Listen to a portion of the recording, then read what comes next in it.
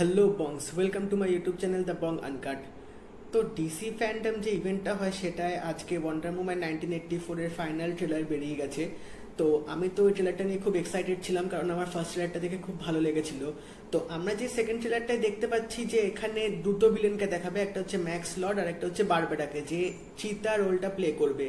তো এই ট্রেলারটা দেখে আমি যা বুঝলাম সেটা হচ্ছে বারবেরা হচ্ছে এখানে প্রিন্সেস ডায়না যে ওয়ান্ডার উম্যান তার বন্ধু হিসেবে প্লে করছে।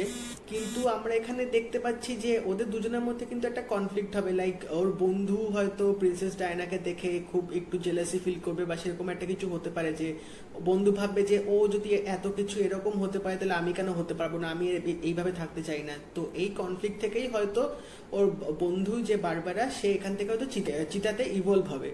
তো এই ট্রেলারটায় এইটুকুই দেখালো। আরেকটা জিনিস দেখাচ্ছে, আরেকটা ভিলেন আছে, সে হচ্ছে ম্যাক্স লর্ড, যে এখানে একটা অন্টারপ্রেনার হিসেবে প্লে করছে, একটা মিডিয়া কোম্পানির হয়তো বস হবে, যেটা আমি দেখে যা বুঝলাম। তো সেও কিন্তু এখানে একটা পার্ট প্লে করছে এবং সেও কিন্তু এখানে ভিলেন আছে। তো এই দুজনে মিলে কিন্তু ওয়ান্ডার উম্যানের সাথে কিন্তু এখানে কিন্তু একটা ফেস অফ হবে। তো এখানে কিছু কিছু সিনে দেখতে পেলাম যে চিতা যখন ফার্স্ট আসবে ওয়ান্ডার উম্যানের ফেস টু ফেস লড়তে, তো সেই সিনটা কিন্তু খুব ভালো দেখিয়েছিল। আর তার সাথে এই সিনেমাটার যেটা মেন ইউএসপি হতে আছে সেটা হচ্ছে অ্যাকশনগুলো দুর্দান্ত দেখিয়েছে। মানে এই ফিল্মটা বড় স্ক্রিনে 3D-তে কিন্তু বিভৎস ভালো লাগবে দেখতে, একটা আলাদা এক্সপিরিয়েন্স হবে। তো এটা তো অক্টোবরের 2nd বেরোচ্ছে। তো এখানে কলকাতায় আসবে কিনা বা এখন আসবে কিনা সেটা কোনো এখনো ঠিক নেই, কারণ কবে হল খুলবে না খুলবে জানি না। বাট এই ফিল্মটা কিন্তু হলে দেখার মতো।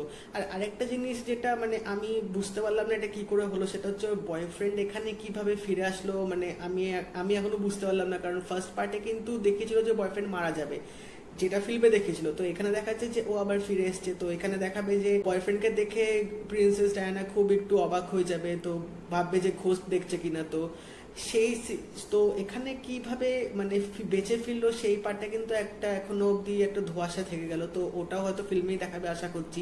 আর তাছাড়া পুরো ফিল্মে যে ফাইটিং সিকোয়েন্স ভিএফএক্স গুলো দেখিয়েছে দুর্দান্ত দেখিয়েছে। আর সবচেয়ে ভালো জিনিসটা লেগেছে হচ্ছে ওই যে ফ্লাইটের যে সিনটা আছে, যে ফ্লাইটটা চালাবে তখন যে ফায়ারওয়ার্কস টাইপের যে কিছু একটা হবে যেটা দেখাবে স্ক্রিনের মধ্যে, ওই সিনটা কিন্তু খুব ভালোভাবে ফুটিয়ে তুলেছে। ওইটা কিন্তু খুব ভালো লাগবে দেখতে। তো আমি তো খুব এক্সাইটেড আছি মুভিটা নিয়ে, যে কিরকম হবে না হবে। ট্রেলারটা দেখে তো খুব ভালো লেগেছে।